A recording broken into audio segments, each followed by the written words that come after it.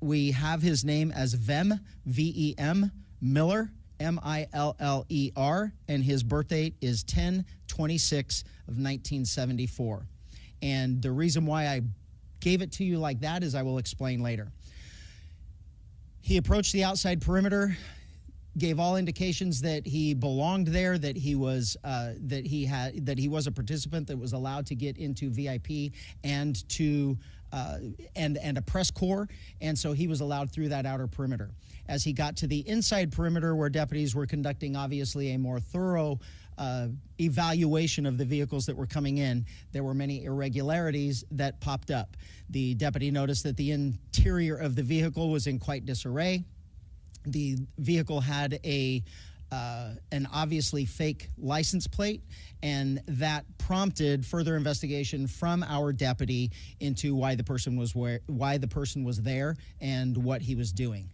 During that investigation, the deputy eventually found multiple passports with multiple names, multiple driver's license with different names.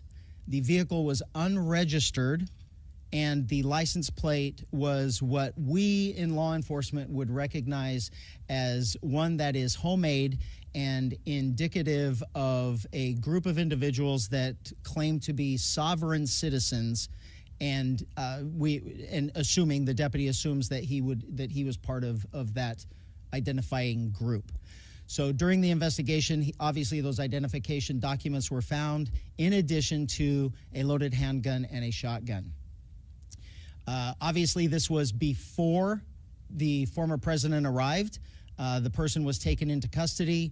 He was eventually booked into jail on those charges, and eventually he was released.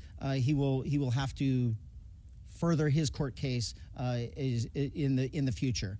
Right now, we are actively engaged in working with Secret Service and the FBI to ensure that this person is followed up on and all of the information that they can gather. I can tell you that from my perspective, from a state law enforcement agency's perspective, the firearms charges is what we arrested him for and booked him on.